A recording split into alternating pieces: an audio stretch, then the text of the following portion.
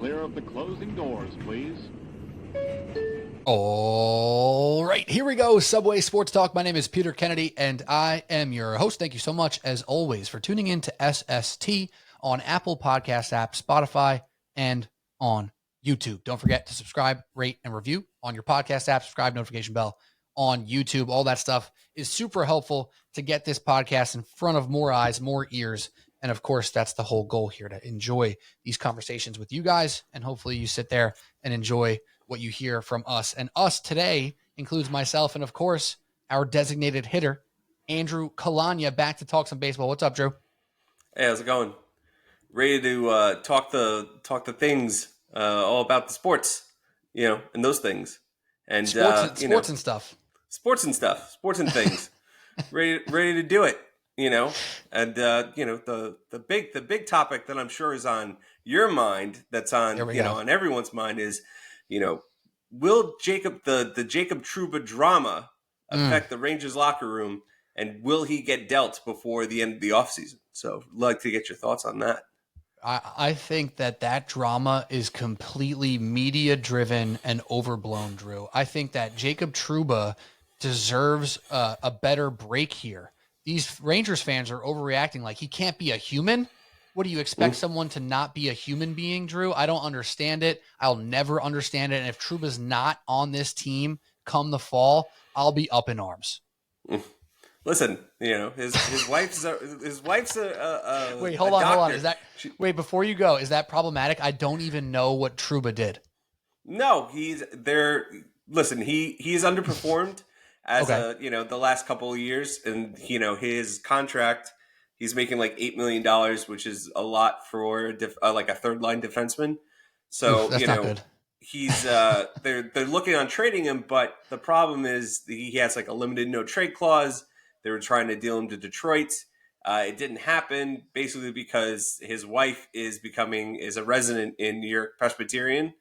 So she can't exactly just change residencies, and he's got like a 6-month-old kid. So like he's basically doing his hardest to try and stay on the Rangers. Wow, so wait, hold on. This is actually incredible, Drew, and we're completely off the rails already because we're here to talk about the Mets and the Yankees and Lindor and whatever the heck's going on in Queens, plus the Yankees and Volpe and what they need to kind of figure out in their little skid. And you threw the Trouba thing at me. I had zero information. When you mentioned Jacob Trouba, I just knew that he was on the Rangers. That was the extent of the information that I had in my pocket. And I went on my little, I'm going to call it a Stephen A, because I didn't watch. I don't know what you're talking about. I didn't know the story. And I just tried to make a take to make it sound like I have an opinion. And I feel like I actually did okay.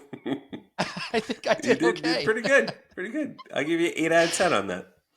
There you go. The human being thing there is very real. His wife is in her residency at New York Presbyterian, a top tier hospital in America, and this guy's just trying to keep his family together. It's not his fault. That take was. I'm proud of myself, Drew. I had no idea what the hell you were talking about, and I think I actually held on. Dude, that's how Stephen A does it. Just off the cuff, just sound like you know what you're talking about, and go from there. You're very convincing. Just like a little bit vague enough to where you're not really saying anything, but you do kind of take a stance. You know what I mean? And that, listen, put me on First Take. Call me up, ESPN. I can get to the seaport. Absolutely. Yeah, but yeah, no, it's going to be interesting for the Rangers this offseason. They passed out a couple of veteran players. Patrick Kane, they thought maybe he'd come back, but he went back to Detroit. Steven Stamkos is now a Nashville Predator, so kind of very up in the air after a National Predator. That sounds terrible. Yeah. You said Nashville Predator. Got it. Nashville. I thought you said if he was a national predator, that would probably have him out of the league, if I had to guess. No, he's what's the guy he's not what's the guy that was shortstop on the Rays that's not a shortstop anymore? Adames? No, the one that's not in the league anymore because he's an actual Predator. Oh, Wander Franco. Franco, yes, he's not Wander Franco. Look at me. There you 3 go. to the dome, locking in right now. All right, let's talk baseball here, Drew. I'm glad you got your hockey thing off there. For all the people who ever said you should talk hockey on your podcast, you just got like 3.5 minutes of hockey talk. There you go. That's pretty damn good. Brought to you by Drew, as always. Shout out to you. So let's talk about why we're here. We're here to talk about the New York Mets. We're here to talk about the New York Yankees. And at this point in time, we always have this little back and forth before the podcast starts. Who do we talk about first? Sometimes it's glaringly obvious. Sometimes you can go either way. You can argue that the drama of negativity sells more than the illustrious positivity. But we have to start with the New York Mets, Drew. And I think what we're going to do is try to figure out, how this all happened. And they got to that 500 mark yet again. Actually, they're above 500 officially now. And which pieces have been the biggest reasons for the success and what else they can do moving forward. And then after that, we will get into the Yankees, who obviously are still in very good shape.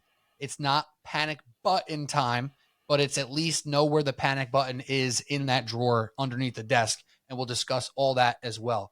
So, Drew, I'll start off with the simple Mets question here. They're on a tear. They're still winning a lot of games.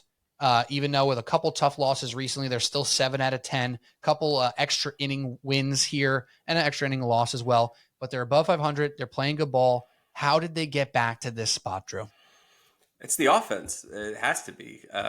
Francisco Lindor moving him up to the leadoff spot has been a huge game changer in my mind. Nimmo has been great, but I feel like Lindor and his speed brings a little more dynamic element to the top of the lineup. JD Martinez being healthy and finally hitting, and Francisco Alvarez coming back from injury. Can't discount that factor. He's been the Mets record with Francisco Alvarez is something like an 800 winning percentage or something crazy along those lines. And Mark Vientos really stepping up and claiming that third base spot. So those factors combined, plus Pete Alonso, continuing to hit the snot out of the ball and getting some contributions from, look at Harrison Bader. Look what Harrison Bader's has got 13 stolen bases so far. He's actually hitting, and that's a nice little secondary leadoff hitter for the bottom of the lineup. So a lot 1 through 9 has actually been pretty much getting done outside of, Jeff McNeil. That offense is kind of clicking on all cylinders. And even Jeff McNeil has had some more success. I wouldn't call it just success, but it's been more success. He literally had the worst OPS in baseball for the entire season. He's finally not worst anymore. He's still way down on the charts, of course, but he's been swinging the bat at least a little bit better. I think the 9-hole slot is kind to him, but let's go back to Francisco Lindor here. If you're not familiar with these stats for the listeners here, let me share with you some of the ridiculousness that has been going on with Francisco Lindor since he moved to the leadoff positions. It's now officially 39 games. If Baseball Reference may have not updated yet, so it might be 40 because we just recorded after the extra inning win against Washington. 40 games. He's batting 300 with a 361 on base percentage, an 867 OPS, and 20 RBIs, which obviously that's a counting stat in 40 games. That's more than the rest. 11 walks, which is great for him, getting that on-base percentage about 60 points higher than the batting average.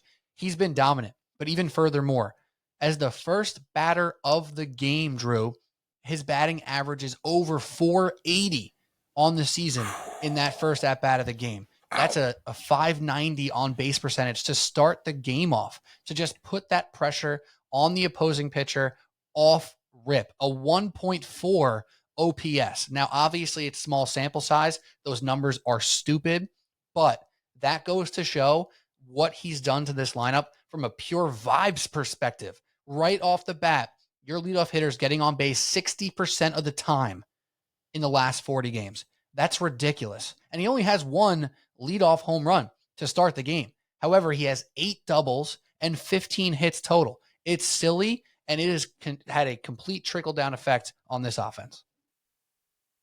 Yeah, absolutely, and getting contributions. He's setting the table for JD Martinez, who again, he's such a professional hitter. JD, that you kind of he's 36 years old.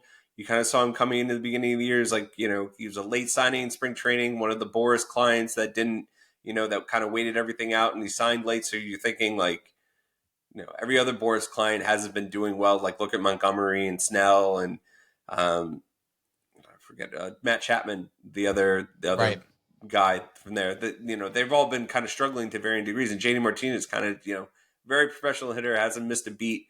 Being that number 3 hitter for that lineup has been huge, and just another key bat. And I brought up this topic at least a couple years ago when we were talking about Mets prospects, and you really only had to hit on a couple of those guys. They had a ton of upper echelon prospects in Alvarez and Vientos and Beatty and Mauricio and a couple other guys, and they hit on two of them. It's very, very apparent that they hit on two prospects that you can now say these are going to be cornerstone players for the next decade on the Mets. And, their offense is very scary at the moment. It's probably, I think it's top 3 in the league in OPS and WRC plus. So that's really been carrying them. The bullpen is a weakness. Starting rotation, health hasn't exactly been the key, but you have Minaya and Luis Severino who are pitching to mid-3 ERAs with, keeping them in games. So, there's recipes to win here, and Senga's on his way back. So, if they can really address the bullpen, I definitely think, I think they're only a game and a half out now, or less than a game out of the wild card spot there. The playoffs are very much in reach of this team. So, thanks to the offense and Jose Iglesias and his pop star abilities. And that song is just fantastic fun right now. The Padres have been on the tear of their own right, which creates any of the separation that exists right now. So the Padres, I think they're 1.5 games up on the Mets just because they've played a bunch more games. So they're only 1 loss higher than the Mets, but they have 4 more wins, which means they've played, I think, 5 more games, I guess, because they started early in, was it Japan? So maybe that has something to do with it. I'm not sure how the schedule's breaking out, whatever. But the Padres are playing very well. They're 4 games over 500, but the Mets are playing obviously incredibly well too. And I like how you broke it down. I remember doing that podcast with you about those prospects because you really don't know who's going to hit.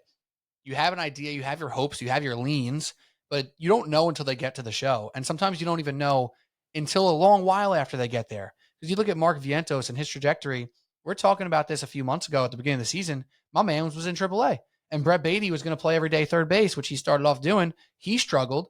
They pulled the trigger. Vientos has been fantastic since getting that everyday spot. And we're getting to that point in his season where it's almost a real sample size. Like it's not just, oh, he's batting .350 in 12 games. He's played 30 games now. So it's getting real. He's driving the ball to center field and bringing that back. Actually, I'll hold that thought for a second about JD Martinez. But that's what you've seen with Vientos, with Alvarez, and even who is the other young guy that I was about to bring up? Well, I guess he's not really a young guy, but with Harrison Bader, like he is driving the ball. He's not just trying to smack balls around. And I think you have to give some of that appreciation to JD Martinez, to Jose Iglesias, because what those guys doing, you used the word professional hitter before, and that goes beyond them being an average hitter. It goes to their approach. It goes to what they're trying to accomplish in every at-bat, the way they attack the baseball. Like Jose Iglesias is not a game-changer baseball player, but to this team, the way he plays the field when he's in there, the way he's been batting has obviously been incredible, but his approach is so simple and so smooth. I always liken it to this guy I played college ball with. I'm a freshman in college baseball, not like it was that high level, but still it was college baseball. And there was a senior on the team, infielder. He was a good infielder. He never played much. All of a sudden, his senior year, he gets a chance to start a few games. And he's sitting up there calm, smacking a ball over the second baseman's head, hitting the ball in a gap, simple double. And he's like, guys, let's go. It's a simple game, baby. Come on. And he's like, he's feeling good. He's feeling good. That's what I see in Jose Iglesias. Like, he's not trying to go hit home runs. He obviously did the other day. That's fantastic. But he's going up there and saying, I'm taking what pitch I can get. I'm hitting the ball where it's given to me. And JD Martinez obviously just doing that at a higher level. Drew, how much do you think that their approaches are impacting the rest of the team?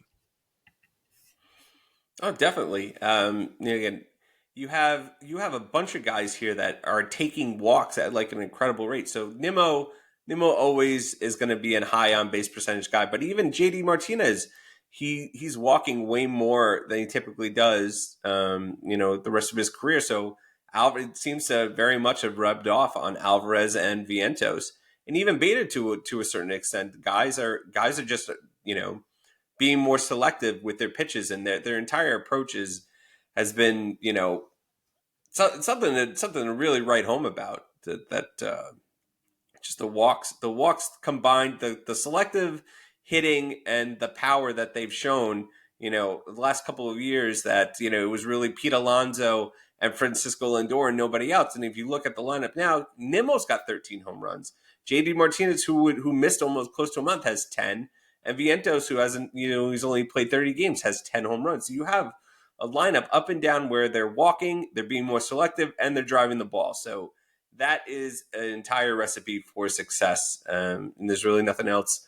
It seems to be very contagious. Something that JD Martinez and his veteran presence has brought to the team. Yeah, and I messed that up. It was actually 39 games for Mark Vientos, but I led you down the wrong path there. So basically 40 games now for Mark Vientos, but even more so to the point, like where he's still hitting at this high clip, still driving the ball. He has 5 home runs in his last 10 games. So he's killing the baseball right now, and he's doing great stuff. And back to that trickle down effect from putting Lindor into the leadoff spot, the trickle down effect of JD Martinez going into number 3 takes off so much pressure from Pete Alonso as well, who his numbers have been better since JD Martinez has been in the lineup. Because if you think about, and the same goes for a bullpen, Drew, if you think about a lineup and this is the problem for the Yankees right now.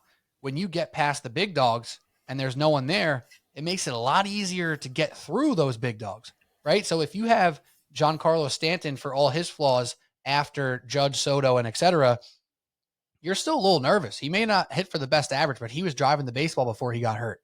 Now you're putting out a bunch of other guys hoping for the best, and it's not pretty. J.D. Davis batted cleanup for the Yankees last week, right? So with J.D. Martinez going to 3, Lindor going to 1, you now look at 1, 2, 3, 4 and go, oh my God, that is an actual, real, scary starting 4 for the Mets lineup. And then you mix in everybody else who's been playing well, like Mark Vientos and Alvarez since he's been back, and Marte before he went down, who was hitting the ball pretty damn well.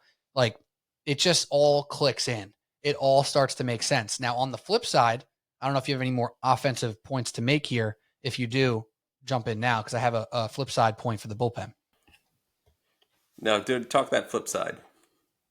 So for the flip side of the bullpen here, it was so obvious without Edwin Diaz last year how much stress that put on the rest of the bullpen. And with Edwin Diaz being suspended right now, you are seeing the stress that it puts on the rest of the bullpen. Because you look at the Mets stats and you see those bullpen arms. Some of those guys are, in theory, having good years. But as a fan, you could look at them and be like, oh, this guy's been blowing games. This guy's giving up runs. His ERA is actually a 4.6, and that's Adam Ottavino. Look at Adam Ottavino's game log, though. He's going 8, 9 in a row without giving up a run. Then he gives up 5. Like, okay, that's pretty damn bad. He blew that game terribly. We're all going to remember it. But he's actually been better than his stats are showing right now. Reed Garrett getting displaced from that 7/8 inning and having to be the closer. It changed everything. And without Edwin Diaz being the nail at the end, the guy to put the coffin away, it displaces the entire bullpen. This bullpen has some decent pieces. Even Hauser has been better out of the pen. But when they're not whole, they look incredibly flawed and weak. And that is the biggest issue. If Diaz can't get back to form, I will consistently be petrified of this bullpen. But if he becomes the man he was 2 years ago, I think this bullpen actually makes some sense, Drew. Well, you also have to give him some time. Again, he missed the entire year, knee injury. You're coming back from that. That's going to take some time to get reacclimated, and who knows if it affects his landing or anything like that with his mechanics and his delivery. That's all stuff you got to iron out. So, I kind of give Edwin Diaz a little bit of a pass there. So, Garrett was, probably the best pitcher in baseball, the best reliever in baseball for, the first month and a half of the season. And then, that's regression, comes for almost everybody. But, a lot of injuries have plagued the Mets bullpen. Budo was, he was a starter for a while. Now he's in the pen, kind of basically out of necessity. Hauser, again, was in the rotation. Now he's in, he wasn't great in the rotation, but he's kind of there out of necessity as well. So outside of Garrett and Ottavino, you have the Nunez. I can't even say his first name is the Daniel Nunez. Is that am I saying that correctly here? and Ty Adcock. I think it's more like a dead nil. Mark Festa. I know Yeah. your boy Mark Festa.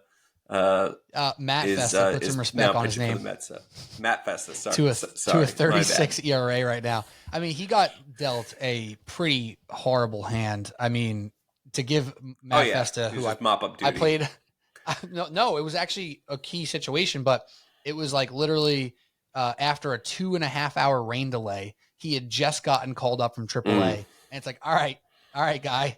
Go out there and get these huge outs in extra innings. Like, what the hell? Like, that was incredibly tough spot for him. Now I remember that. Now I remember that game. Yeah, go ahead. Yeah, no. I think the internet's kind of cutting in and out here, but a lot of those guys are kind of in there out of necessity at the moment. But I think once Diaz comes back, everyone kind of goes down a rung, and then you can kind of, at the deadline, if the Mets aren't sellers, which I really don't think they would be, that the bullpen is probably going to be the number one place where I feel like they go get reinforcements. And again, I don't think they're going to make any major splashes. I don't think they're going to go be trading like tippy top prospects to go get like, I don't know, the best closer on the market. But I feel like they'll definitely improve and get some guys in there to kind of just raise the margins a little bit. Because again, the Mets, going into the year, they weren't really expected. This was kind of the step back year, but now with the third wild card, it kind of makes the playoffs seem possible. And especially with the Braves kind of struggling as they are, the Phillies look like probably the best team in the National League. And that's crazy to say considering the Dodgers actually exist at the moment. But so the Mets have a pretty good chance to, at least make a little bit of noise in the National League. So, just kind of shore up the bullpen and kind of go from there. And to add one more thought on like the prospect side of things, I think the Mets fans who are saying it's time to make a big move are misled. So I agree with you on that front, but I think that there are chances for them to make marginal moves to just shore up the roster. And that's the move to go. But one of those prospects who people have been widely forgetting about is Ronnie Mauricio. This was the number one guy after Alvarez, who is the number one like catching prospect around town.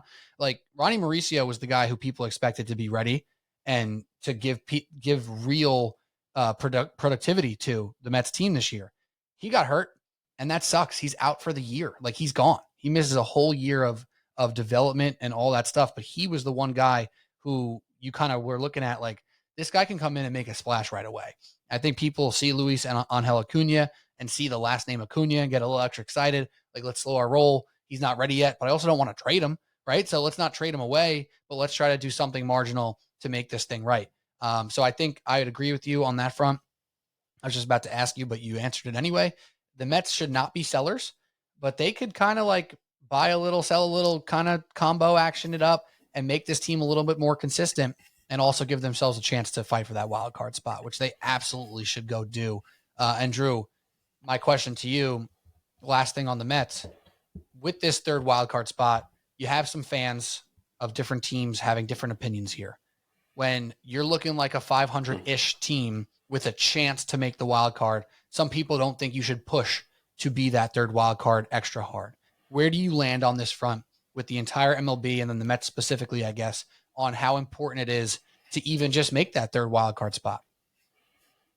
I mean, all playoff experience I feel like is good playoff experience. Again, even if you're not going to be the favorites to go, once you get in, anything can happen.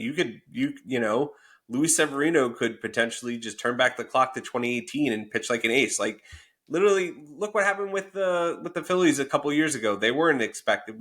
I remember having the playoff preview podcast with the Phillies when we were like their first round match. We just wrote them off immediately. And we're like, okay, we're not going to worry about them. We're not even going to talk. We didn't even talk about the Phillies in that playoff preview, and then they end up making the World Series. So, once you get in, theoretically, you have a chance. So I don't, as good as an offense that the Mets have, something that could legitimately carry them throughout the playoffs, because you need hitting. Good hitting, is the best way to, combat good pitching. So I think that gives them as good of a chance as anybody. So, with that good of an offense, and if Marte comes back and he's healthy and guys continue to take steps forward, like that offense is probably one of the best, if not the best in all of baseball. So, once you get in, figure it out from there, but if come the deadline, if someone comes up and wants to blow your socks off for Severino or for Quintana or, somebody like that, and it's hard to say no at that point. I wouldn't fault them for going down that route either. If they go a little buyer, a little seller, if somebody wants to, again, overpay for some of the veterans that they do have, I wouldn't fault them for that, but I wouldn't be going out trying to trade like Alonso or something and trying to say, or do anything crazy like that. But, so yeah, absolutely. They should, you shouldn't shy away from trying to make the playoffs. Even, it's not time to push all your chips in and go all in, but if you have a chance to do it, like, why not? I couldn't agree more. I mean, it's obvious, and I think it's obviously different when you're a Mets fan versus a Yankee fan, right? If you're a Yankees fan and you're sitting at 500 right now in the season, this is one of the worst teams you've seen in your life, right? It's just the fact of the matter. With the Mets, and a 500 team is fine. It's solid. It's where they're expected. I think their over-under was like 81.5. It was literally 500. So to have any different expectation is, I think, crazy. If you are a Yankees fan and you said, oh, my team's 500, blow it up, let's restart, it makes more sense. Like, all things are not created equal here. So in all things are not created equal, my actual last question for the Mets, Drew, it sounds like I know your answer, but does this offense for the Mets have lasting power? Do you see this offense continuing to be a top 5-ish offense in MLB? Absolutely. I mean, as long as, I think, Alvarez Lindor and Alonso and JD, they're going to slump at some point. As long as they don't slump at the same time, you have enough other complementary pieces in Alvarez again and Vientos who are coming into their own that, should be able to hold them up while other guys are slumping. Again, as long as you don't pull a Yankees and go into a collective slump all at the same time, you have more than enough pieces to be able to hold down the fort while one or two or three guys slump. So, it's very possible. And I'm looking up at the standings right now. The Mets are only 4 games behind the Atlanta Braves right now. 4 games. If you would have told any Mets fan at the beginning of the year that come July 2nd, 3rd, whatever day it is right now, July 2nd, that the Mets would be only 4 games behind the Braves for the top wild card spot, or just it's just in general. Like, I feel like Met fans would sign that up in a heartbeat. So Yeah, 100%. And that's a good segue to the Yankees. But before we do that, I just have to say this because we didn't actually say these things specifically, but you and I have been aligned on this for the past 3 years and will stay aligned, I believe. I am so happy that the Lindor stuff is calming down. I mean, this guy has gotten a ton of hate from his own fans over the past 3 years, while he's been pretty much undoubtedly a top 5 shortstop, right? Like, you can argue in his down year, he wasn't a top 5 hitter for shortstops, but it's pretty damn close still. It's not a great offensive position. He deserves all the praise he gets. He plays 160 games a year. He plays incredible defense. His energy is always good. He shows up every day and does his absolute best, which I know is not enough for some fans, but he's delivering right now. And it's so obvious that this team is at its best when he's at his best. So I'm so happy that some of that Lindor hate is finally going out by the wayside, because it was pissing me off for too long. Oh, absolutely. And again, do you Francisco want to share that, Lindor that you just sent me, by the way? I don't know. I was just about to talk about that. I found the graphic that I was talking to you about in our little pre-show here. So, Francisco Lindor is on a potential future Hall of Fame trajectory. So, someone went on StatHead on Baseball Reference and did a side-by-side between Francisco Lindor and Derek Jeter through their age 29 seasons. And Lindor, he's played a few less games. And he's got like 200 less hits. But he's kind of lapping Jeter in a lot of the power category, in terms of defensive WAR and just WAR overall. And he's very neck and neck in OPS plus. On base percentage, he's a little lacking behind. But they're Derek Jeter and Francisco Lindor at age 29 seasons are very much similar, and would be shocking to someone if you took a look on that. It is definitely shocking. I think where Derek Jeter clearly just wins is the consistency of offense, right? Like Derek Jeter, much more of a consistent offensive player, but the power just speaks for itself, where Lindor has been consistently driving the ball with more power than Jeter his entire career. And, you know, if you're a warhead, then war is war. Like he's up on that front. A lot of that probably has to do with defense. Lindor is a much better defender than Derek Jeter. That'll probably annoy some people, but it's true. He's a better defender than Derek Jeter was. True. It shouldn't be shocking to people. Yeah, well, you know, some Yankee fans out there be like, "What do you mean? You never seen the jump throw?" Like, come on, that we all know that wasn't efficient. It just looked cool. All right, Jeter was a fine defensive shortstop. He was not Francisco Lindor, and the Gold Gloves speak for itself. Jeter at that point of his career had none. So it is what it is.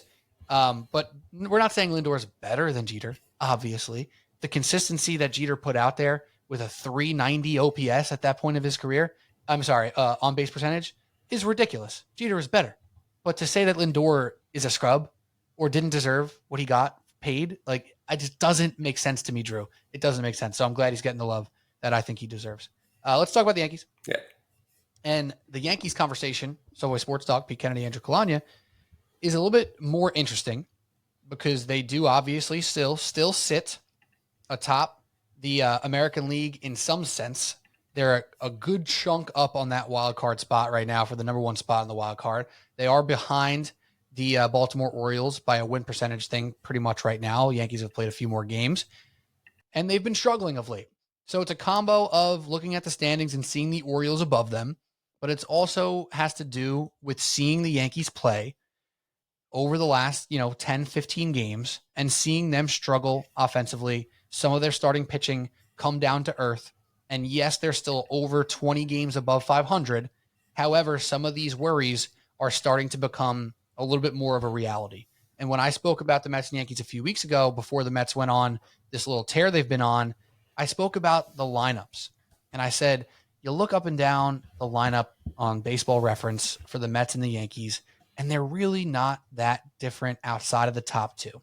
Judge and Soto are so freaking elite that they are carrying a ragtag team of misfits. And that has become more and more evident, especially since Giancarlo Stanton has come down. So what has been the biggest offensive reason for this slide? Because it seems like they are officially struggling to be as productive as they were, even with Judge being on this insane tear that he's been on for the past basically, 2 months? Yeah, so a big part of it, obviously, is the injury. Giancarlo Stanton, injured himself jogging around the bases as he does. There was a funny tweet today. It was like Aaron Boone gave kind of an update. He was like, yeah, he did some hitting and some light jogging. And it was like, what I would love to see what constitutes as light jogging for Giancarlo Stanton. Like that's him running the bases. I don't understand. Like that clearly means he's baseball ready. He's ready. He's ready to hit the field right now. Because all he's doing is light running. Like, my God. So that's frustrating in itself. Of Giancarlo. Like I just watched him just like literally jogging around third base, and he had like a hitch in his giddy up, and it was like, oh my God, he's gonna be out for a month, and he is. So and him being outside for that, he rebounded. He's that peak Giancarlo Stanton is gone, and he's never coming back. But Giancarlo Stanton that we're currently getting had 18 bombs. He had like 125 WRC plus. Like he was a well above average hitter. That was a very nice compliment to Judge and Soto, which the Yankees desperately needed. But now you're coming into a situation where guys who got off to a hot start are getting exposed. Gleyber Torres, even though in the last week or so after he got benched for 2 games, he was horrendous. He hasn't picked up his weight whatsoever. DJ LeMahieu coming back from injury, he was at almost 100 at bats before he got his first extra base hit. So he's done. They're so desperate for injuries at first base that they picked up J.D. Davis from the A's. So it's not pretty. Injuries have definitely ravaged the offense to a certain point. And part of another big problem that I don't think people are talking about enough is Anthony Volpe. And not that Volpe's been bad. He's definitely been hitting better than he did last year, but he hasn't. He's at like 42 games now since his last home run.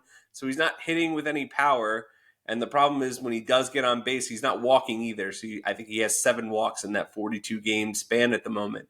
So that's not great, but he still, has that contact ability. He's still hitting singles and he's getting on base.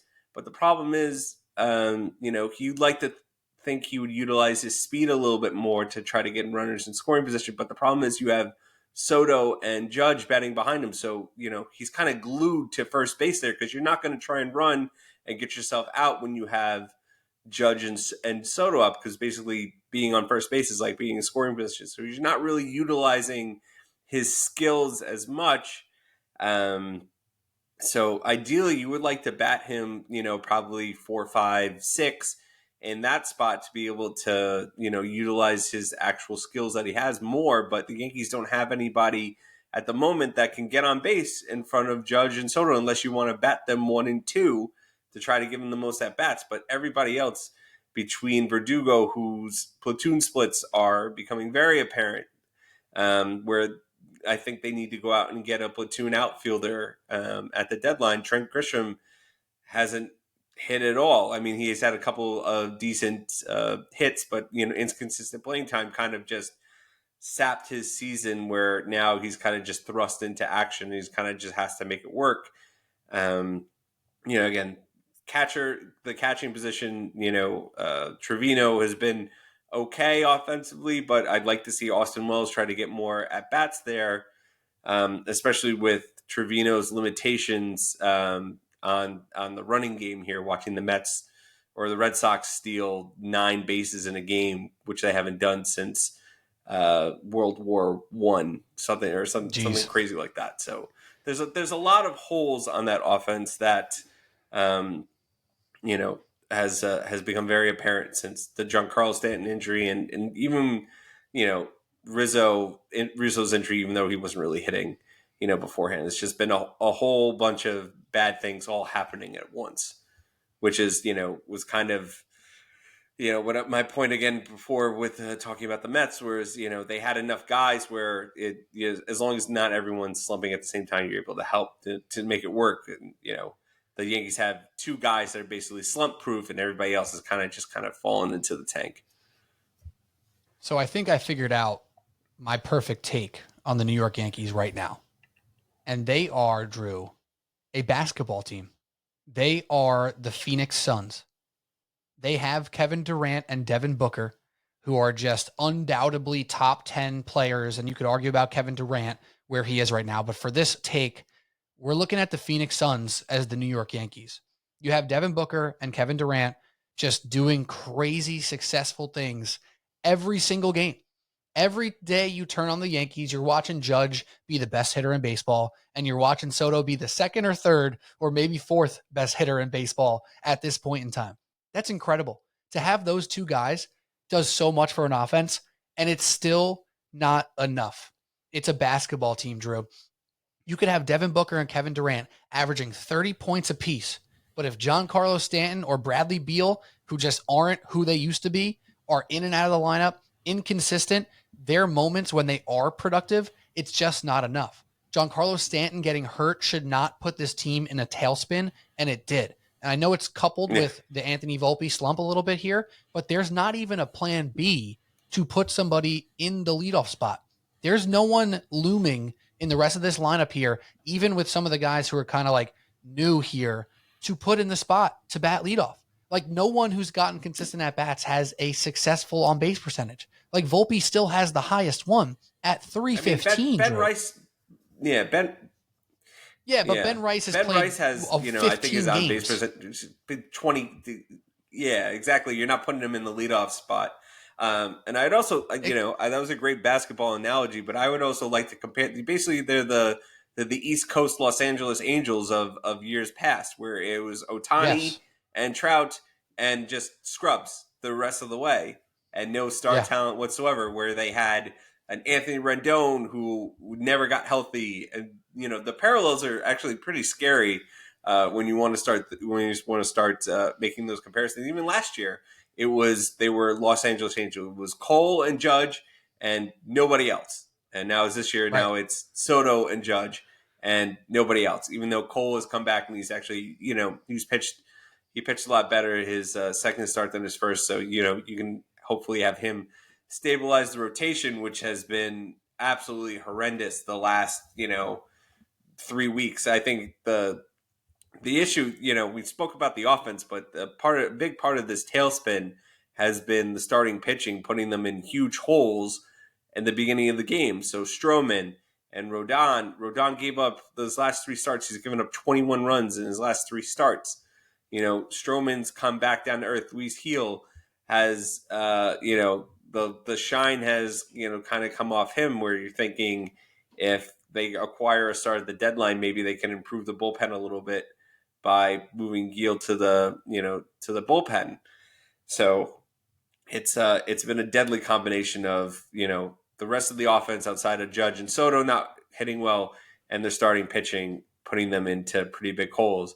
In combination also with their bullpen having lack of strikeout guys and injuries there as well, where there was like 5 guys in there like in the last 2 series that like will make me lose my 2024 New York Yankees Sporkle quiz, because I have no idea who any of those guys are. Like it was Kirk Cousins' cousin was out there. Yeah. Menjavowicz or somebody.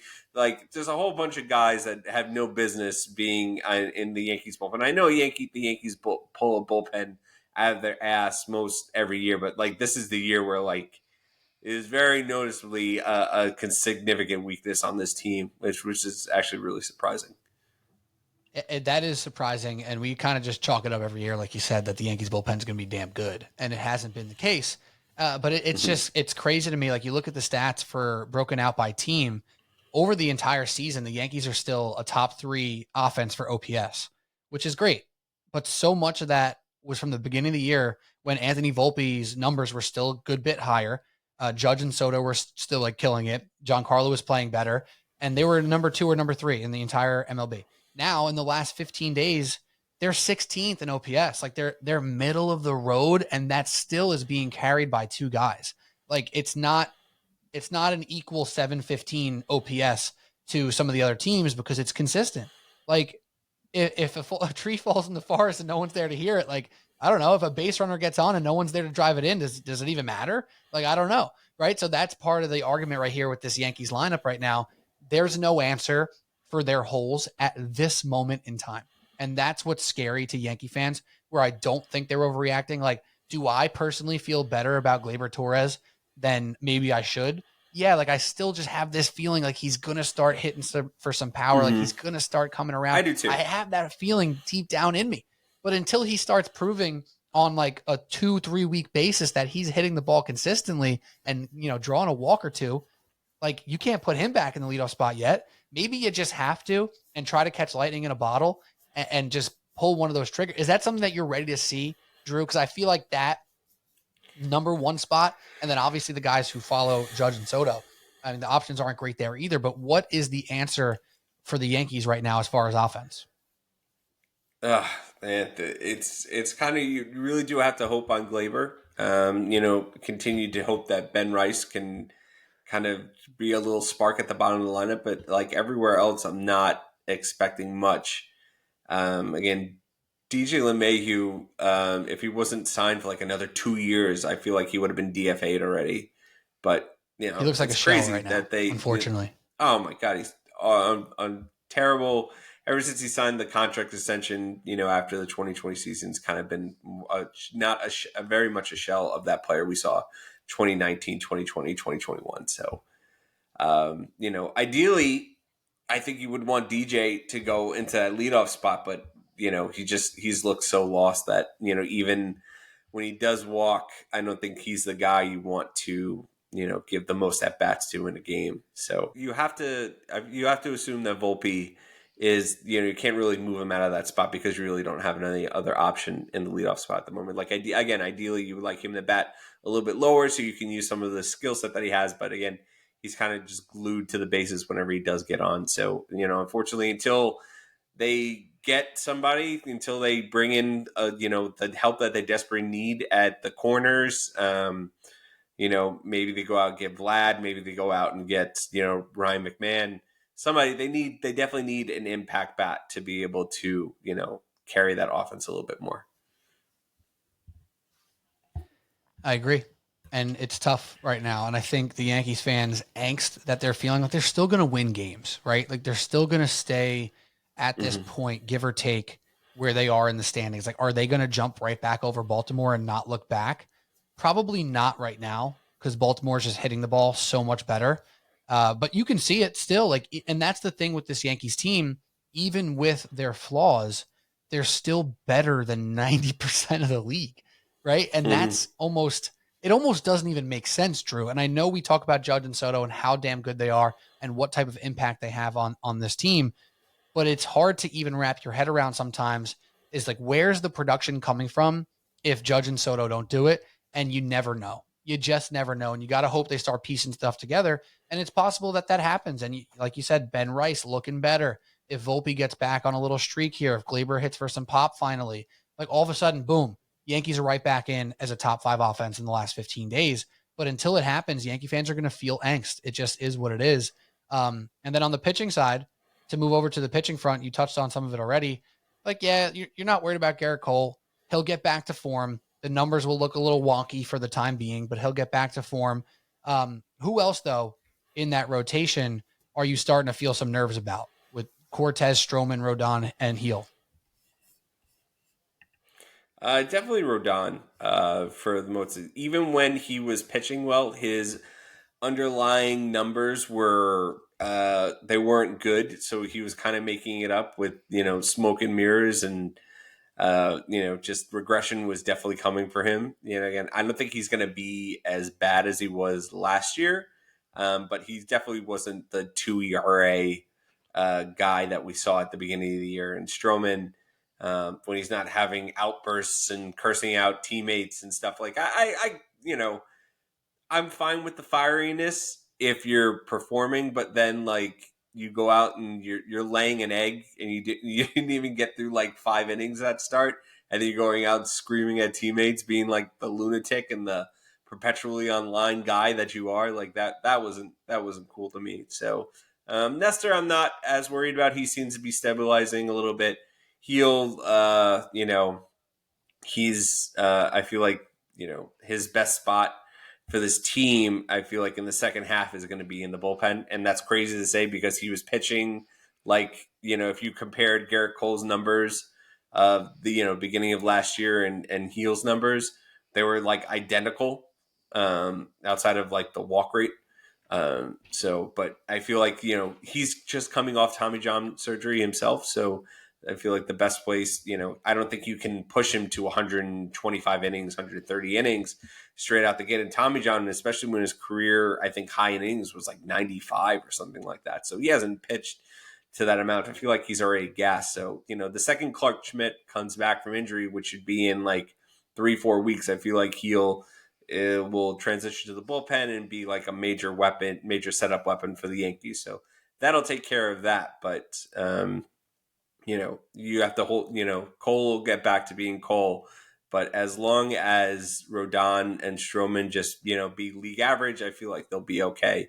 I don't think they're going to be the guys that they were the first couple months of the season. So, you can get a good performance out of them if on, any given day, and, you kind of just hope in the postseason that it happens, and you have the starters are on a shorter leash anyway in the playoffs, so you can have, whatever starters you don't use, you can use those guys out of the pen. So you're not so reliant on Rodon trying to be like a true number 2.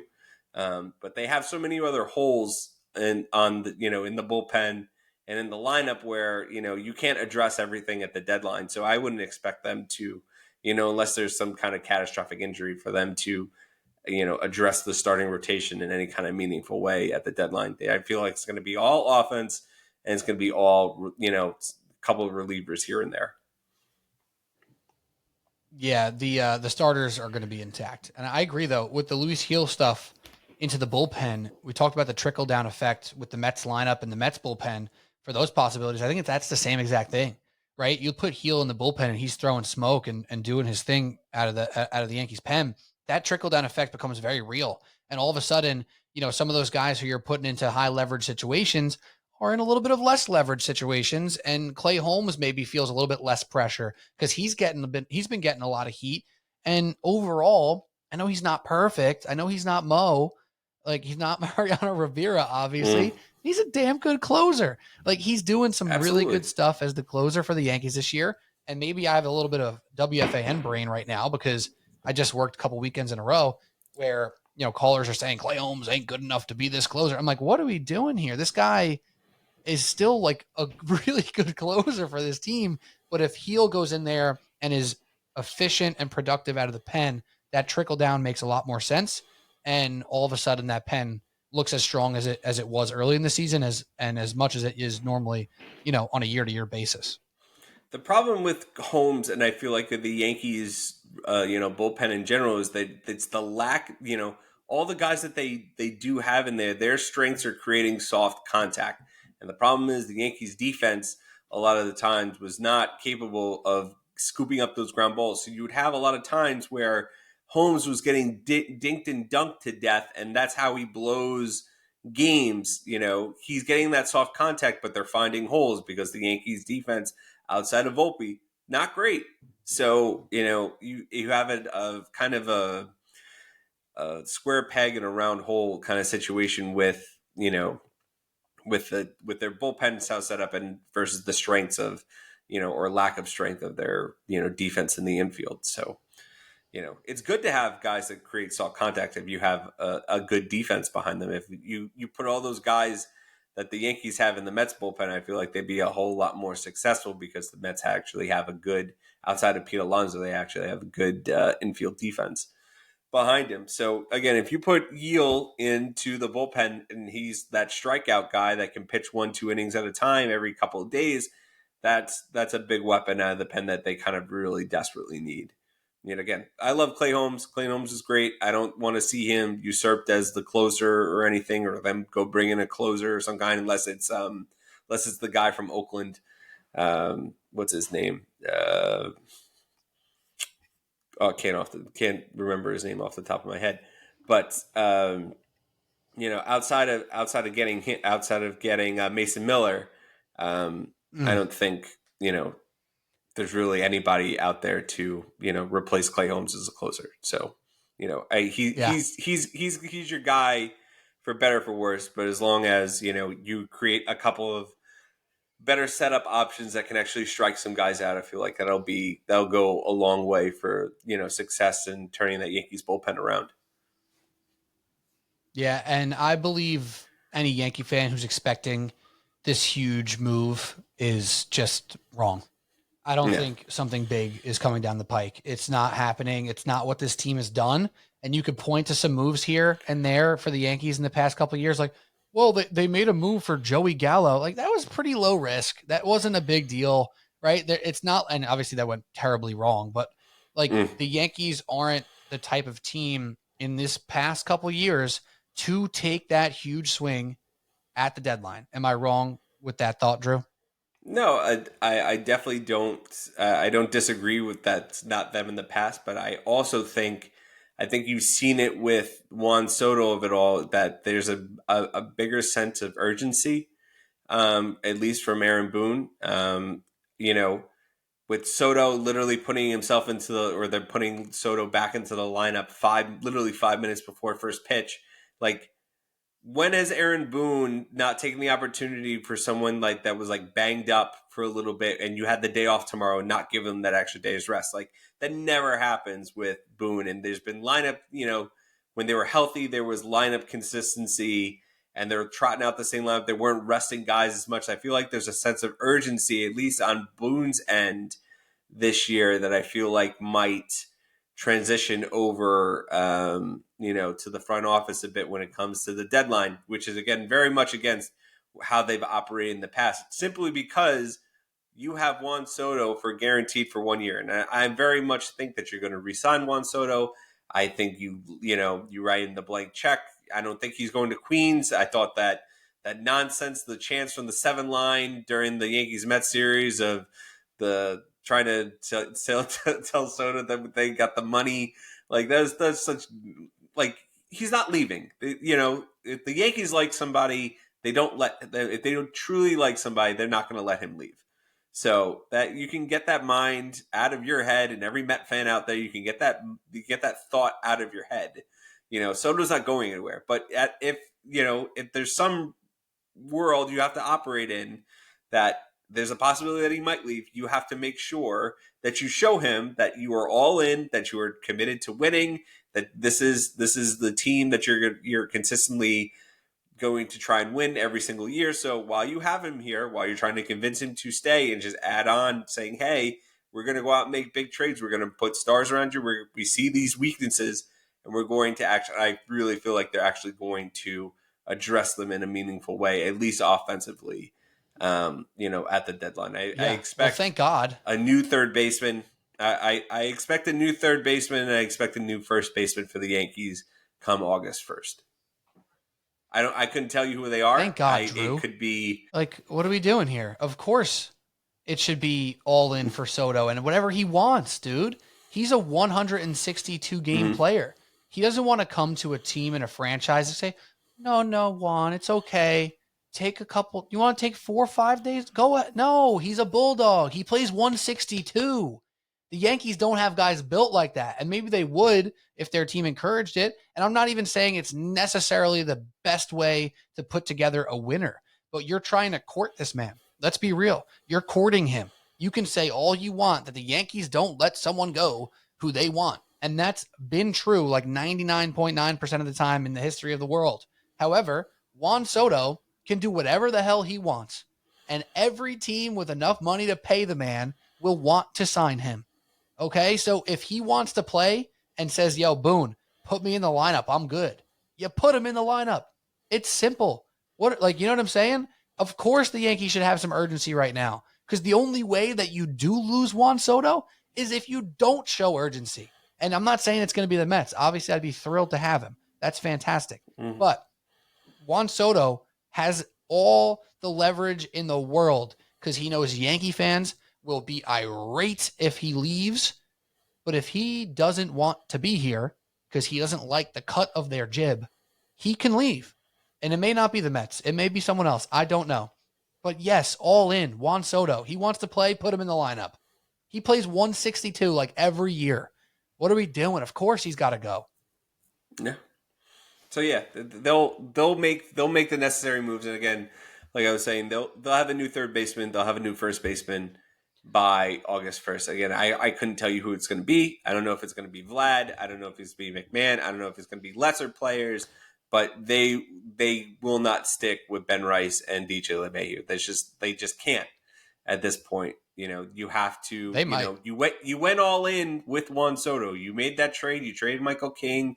You traded Drew Thorpe. You traded a bunch of good pitching depth to get Juan Soto, which, again, this trade's looking great. Michael King's been pretty good, but outside of that, everybody else has been, mediocre to bad for San Diego, and Thorpe's now pitching with the White Sox.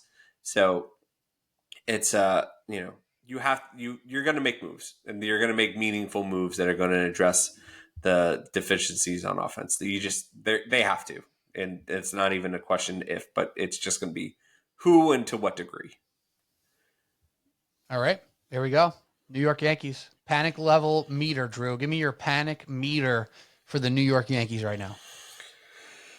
On a scale of 10, I give it like a 5.7 out of 10. Over the hump. I feel like Glaber's been coming around a little bit, and Judge and Stanton, or Judge and Soto, are too good to let them go sink so far. They're gonna make it. They're gonna make adjustments. They're gonna make additions. And it's just also just a matter of starting pitching and making sure that kind of shores up a little bit and just being league average rather than, what Rodon and Stroman were doing the last couple times out and just being horrendous. So, you get back to league average instead of being just awful.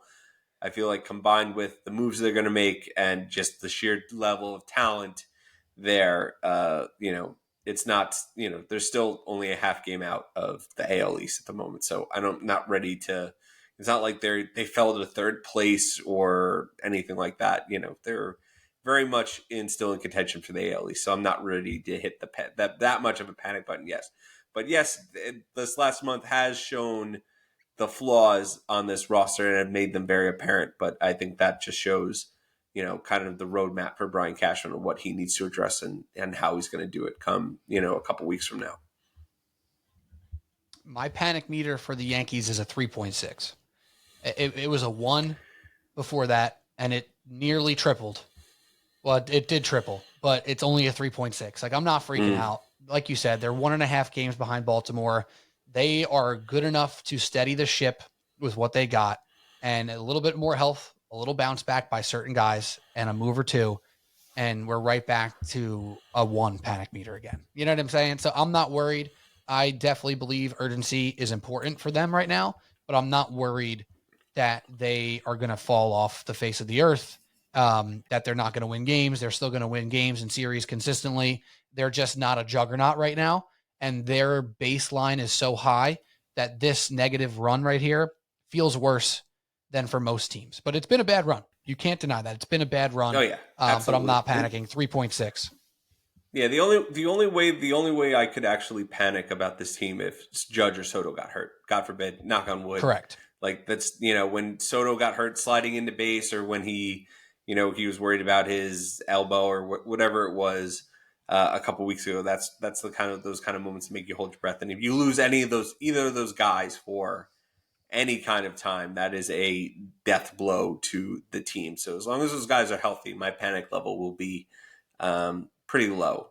But, again, their flaws have been exposed, and it's just, it's about what adjustments you make from here. And I feel like, again, in the urgency that they've shown, they will adjust and they will, address those deficiencies in whatever way they can. Very good. Subway Sports Talk, Mets and Yankees talk to the fullest. Pete Kennedy and Andrew Calagna. Drew, before I say my goodbye, any last words for the podcast? No, I haven't watched a ton of TV outside of baseball. I mean, there's no Marvel shows out. There's nothing really. You're not a Star Wars guy, so you don't have any Acolyte hot takes. So there's nothing really else. Just baseball has been kind of ever consuming my life at the moment. So I'm ready to see what kind of additions that this team can make. Mets and Yankees, and excited for the All-Star game. Nothing about Hot D or the boys? Nah, I fell off on the boys after I think like the first season. I never watched after that, but I watched the recaps. I haven't watched this latest season at all, so I have no takes there. Gotcha. All right, I'm gonna do some takes on that at another time when we get a little mid-season break on House of the Dragon or something. Oh, yeah, House of the Dragon. I've been watching that. Yeah. That's Hot D, brother. Yeah. All right, man. House of the Dragon. It's good to see you. Hot D. I love it. All right, Subway Sports Talk, Pete Kennedy and Andrew Calagna. That's all we got for the show today. Thanks for watching, listening, wherever you listen on your podcast app or YouTube. So thank you very much, and we will talk to you soon. Don't forget to subscribe, rate, review on your podcast app. Hit up on socials at Subway Sports Talk. And for Andrew Calagna, I'm Pete Kennedy. That's all we got. We'll talk to you soon. Cheers. See ya.